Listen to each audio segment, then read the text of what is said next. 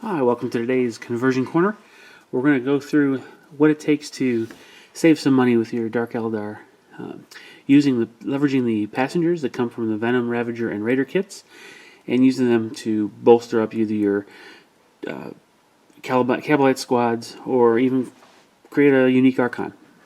Alright, so in a sec you'll see a list of materials that you would need, different parts to complete some of these conversions.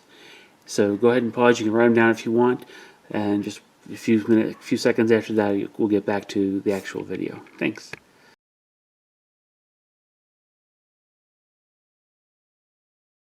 Okay, we're back. Now, this did not require any additional parts except what came in the kit or similar kits to do the Cabalite warriors themselves. Two things I did do differently are the Archons. So I've actually painted the two HQ units, and she usually stands in as a succubus, and he's the Archon. The rest are purposefully left unfinished. I'm in the middle of working on them because I kind of wanted to show the progression. You'll see all the parts that are standard is from the Raider or Ravager, the transport, and you'll see the additional pieces added to it. So before we go into the actual Cabalite Warriors, let's take a look at the the Archon itself. Now, the Archon began life as a Raider passenger. The actual passenger is the one whose left hand is holding up onto the gunnel of upper railing of the Raider, and just put one of the choices, the regular splinter pistol choice, in his offhand or right hand. I think he's also able to hold on to either a sword or a boarding pike or something like that. Again, your choice. You can actually use an appropriate weapon based on what you want your Archon equipped with from any number of kits where you can get spare pistols. I know the blaster pistol is one of them. You can even use another type of close combat weapon if you want to trade out his this weapon for something like the Huskblade. Matter of fact, this particular model, I did use an old Ralpartha weapon sprue to pull that Tulwar weapon off, and that counts as my Huskblade. It's a black silver metal paint with a nice sharp silver edge. That kind of stands in as not just the typical close combat weapon, but actually represents more of the Huskblade. Now, an alternative to that particular pose is in the Trueborn. That's what these models represent. You'll see I took the Cabalite warrior that comes with, again, stepping up, holding on to the gunnel. Here I've made him hold on to some native shrubbery, and then put a splinter rifle mounted in his hand. That splinter rifle is actually an extra weapon arm that came with, I believe it was my, this actually I think came with, it comes with the Cabalite warrior kits, and you can find them I think in the Scourge kit, and you can find them in the, I believe it's also an option in the Raider kit itself. So, but that's a very simple conversion, the key being in the basing, so that you can do something else with that upper hand besides putting a weapon in it. Just another alternative. Now, in the case of the succubus, I actually initially modeled her as having the armor of misery, and that works most of the time, but I equipped her, instead of a splinter pistol, my Exodite version, which would be the hand crossbow, and replaced out a dread spear, I think that's what they call, from the Dark Elf Regiment from Warhammer, to serve as the Archite glaive. So that would be how I do the succubus here. I don't think I would do anything different. I think I do like her as a succubus with that particular armor. It's 4+ with the 6-up invuln, I think. Yeah, and it's a unique armor within the Codex, and so I'm just going to have this one unit that looks like that. Alternatively, I could have used one of the witch models from the Raider, or sorry, not the Raider, the Venom, to do the same type of conversion to make her into a succubus. And the head is actually an extra head I picked up from a bits box somewhere. Again, it's dark elf, a dark Eldar. So, but another pose I can use. Let's see here. This is actually the same pose, but at a slightly different angle.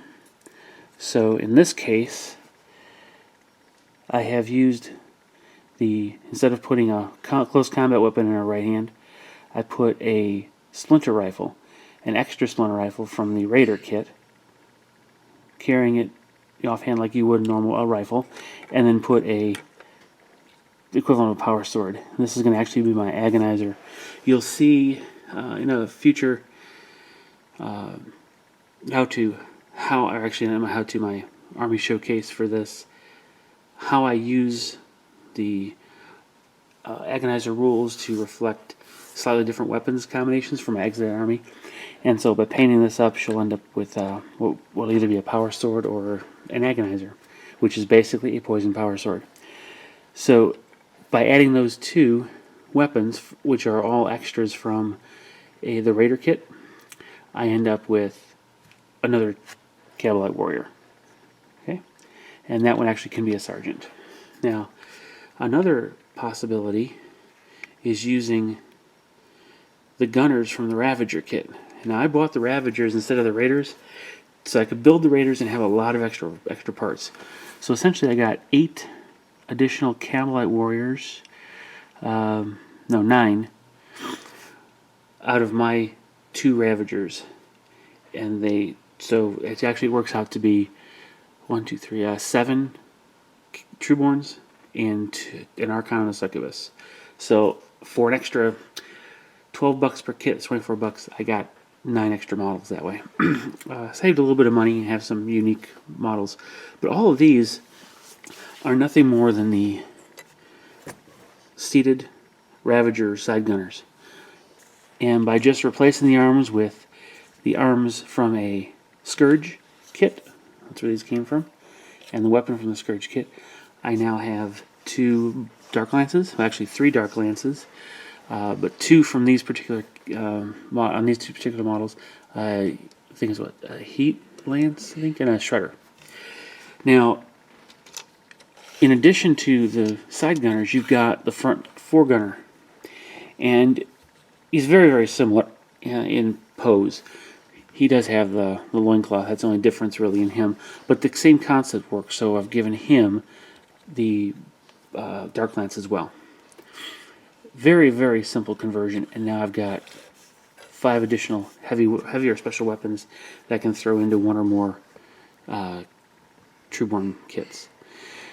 Now, when I got to my Venoms, now I've got a couple different very, very dynamic poses. The first one,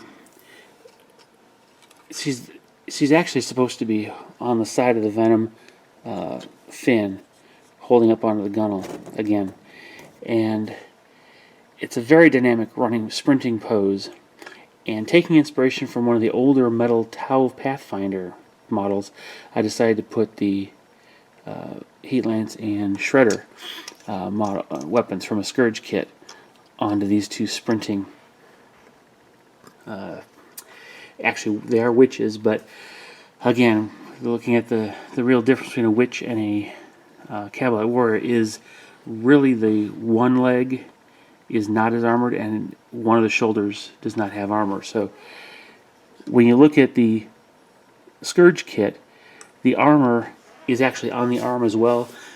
So from a looks perspective, it does look like it has the equivalent of 5-up armor. You know, one leg might be a little bit more armored, but with the making sure that you have the extra shoulder pad, or in both cases the armored weapon arm, you get the feel of this is a more heavily armored model than a typical witch. So now the other pose I think is equally dynamic from a almost a semi-static pose. Here again, utilizing some sort of a basing, In this case, using some sort of bark to give her something to stand up on, with a little additional detail back here from a Glade Guard kit, just palm frond or plant fronds that are growing up to give it some size, some volume, and give the rear. There's actually a spur. It's easy. I don't know if you can actually see it, but there's a spur right above the heel, and that spur is actually glued to that leaf. So it gives just one more point of stability that way. And then again, using the armored weapon arms, what looks like a weapon or armored leg, throwing in the heat. I think it's a heat lance. No, it's not. That's a blaster. I'm still learning the Dark Eldar weapons. Able to build another special weapons, or if I wanted to go, this one is actually my sergeant. I even forgot what they're called now.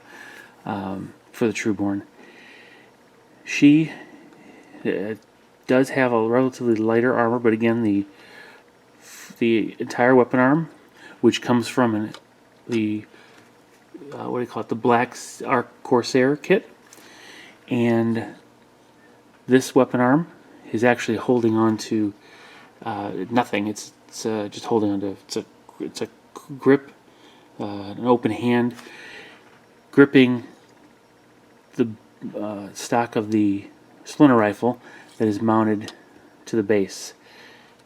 And again, this splinter rifle comes again right off the Raider kit. So the additional details on the base all come from the Glade Guard kit, including these. What do you want to call them? They're more like roots, branch roots coming up, and a good Trueborn helmet. It starts to make the model look less like a witch and more like a Cavalite warrior, so she can fit in more as the sergeant of that. So here's a way to take extra weapons parts off of your existing models from the weapon sprues from either Cavalite warriors or your witches, and using the models that come with the different Dark Eldar vehicles, you can have your own additions to your Dark Eldar force and save some money in the process. Now you don't all of these models, with the exception of these four. Let me pull these off real quick. It's going to kind of show you when you're looking at what the different models can give you.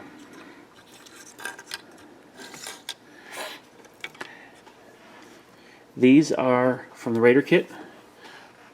Matter of fact, if you look at it this way, that's from one Raider kit. This is the front gunner, and then two passengers, and these are the two passengers. I used the gunner on my second Raider. These, let me see here, these two pairs are each from Venom. And I used, again, the gunner for that in a different model I'll showcase later. So right there with that's 4 kits. I've got 9 models. And because I actually bought the Ravager and didn't just buy the Raider, I had these 4 extra bodies that were the side gunners. So again, I ended up with 4 extra what look like heavy weapons guys. Just right out of the kit. So $24.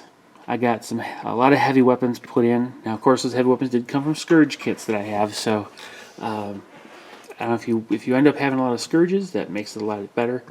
You can actually use those. But again, there are plenty of those available on eBay. Additional splinter rifles are easy to come by as well.